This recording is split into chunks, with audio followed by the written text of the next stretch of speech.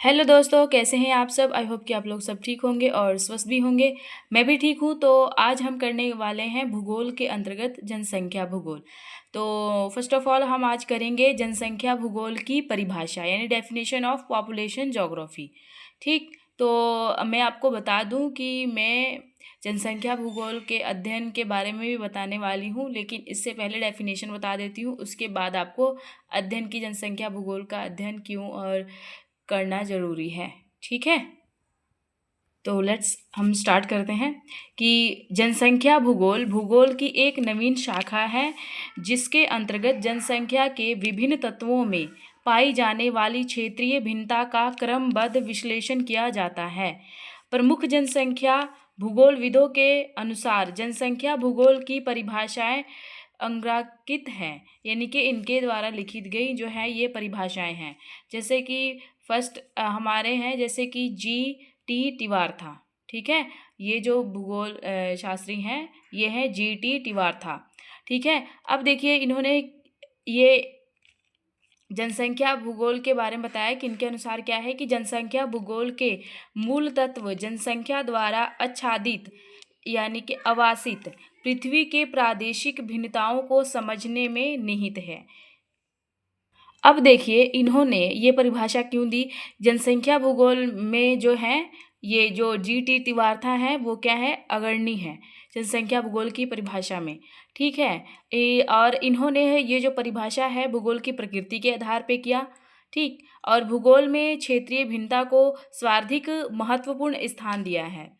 अतः इसी के अनुकूल तिवारथा ने जनसंख्या भूगोल को भूतल पर जनसंख्या के वितरण में पाई जाने वाली क्षेत्रीय भिन्नता के अध्ययन का विषय माना है। तो उसके अकॉर्डिंग इन्होंने ये जो है अपना ये परिभाषा दिया। ठीक। नेक्स्ट पढ़ते हैं जॉन आई क्लार्क।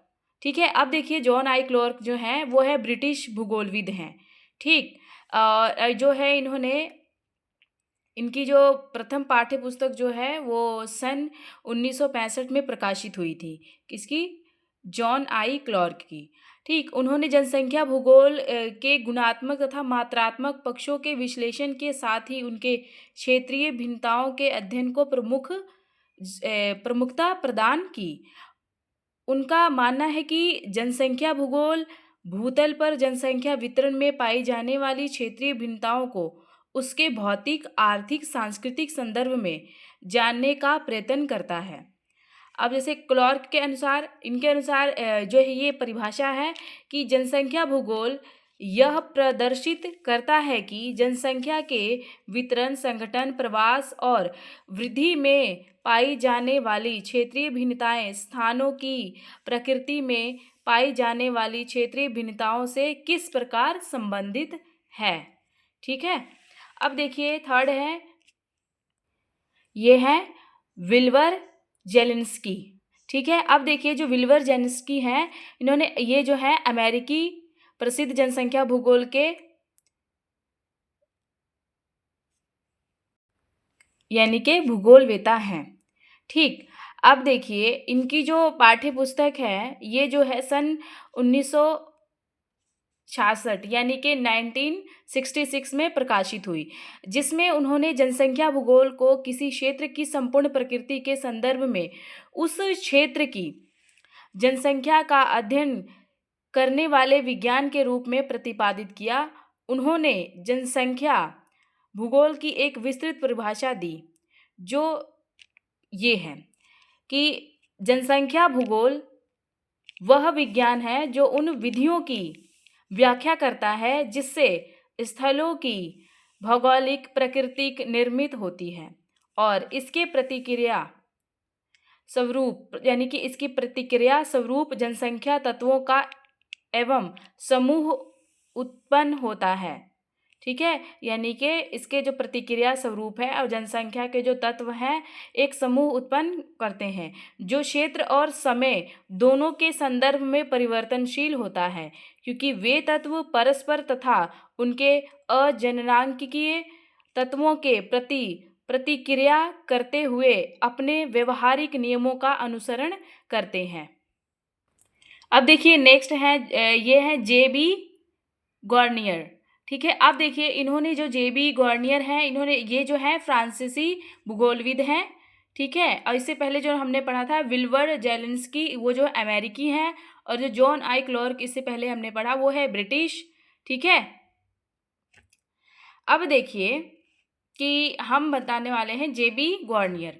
अब देखिए जो जेबी गॉर्नियर है, ये एक प्रसिद्ध फ्रांसीसी भूगोलविद हैं, ठीक। और इनके द्वारा लिखित जनसंख्या भूगोल का अंग्रेजी अनुवाद जैसे कि 1966 में प्रकाशित हुआ, ठीक है।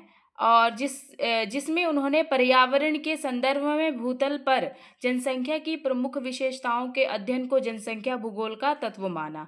और गार्नियर के अनुसार जो हमारी परिभाषा है वो ये है कि जनसंख्या भूगोल अपने पर्यावरण के संदर्भ में जननांकिकी तत्वों की मूलभूत विशेषताओं तथा संभव परिणामों का सकारण अध्ययन करता है,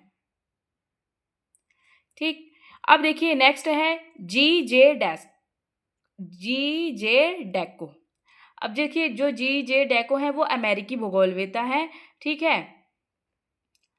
अब ये जो अन्य सहयोगियों के साथ इन्होंने क्या किया है कि सन 1970 में जनसंख्या भूगोल की एक पुस्तक संपादित किया, ठीक।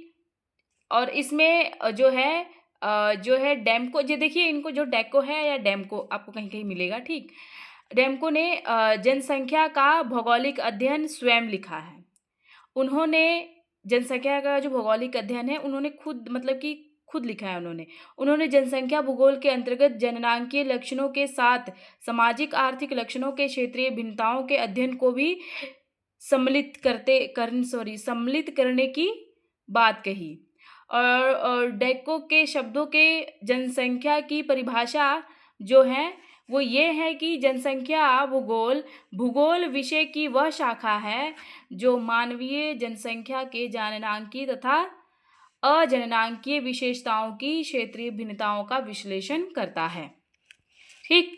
अब जो 6 है वो है ए मेलेजिन। अब देखिए ए मेलेजिन जो है ये मार्क्सवादी विचारधारा के पोषक रूसी, ठीक है, ये रूसी भूगोल वेता है, ठीक। जनसंख्या के उत्पादन के पक्ष को ही जनसंख्या के वितरण प्रतिरूप का उत्तरदायी माना है इन्होंने। और जनसंख्या भूगोल को आर्थिक भूगोल की एक उपशाखा के रूप में मान्यता प्रदान की है। मेलेजिन सहित अन्य रूसी भूगोलवेताओं ने जनसंख्या भूगोल के विषय क्षेत्र को अधिक विस्तृत माना है और इसमें विभिन्न उत्पादन संबंधों तथा ग्रामीण और नगरीय अधिवासों को भी सम्मिलित कर लिया। अब मेलेजिन के अनुसार उनकी जो परिभाषा है वो ये है कि जनसंख्या भूगोल जनसंख्या के वितरण तथा विभिन्न जनसंख्या समूहों विद्यमान उत्पादक संबंधों और अधिवास तंत्र एवं समाज के उत्पादक उद्देश्यों के लिए उसकी उपयुक्तता उपयोगी तथा प्रभावशीलता का अध्ययन है, ठीक है। आई होप कि आपको वीडियो पसंद आई होगी। तो मिलते हैं नेक्स्ट वीडियो में, तब तक के लिए बाय बाय।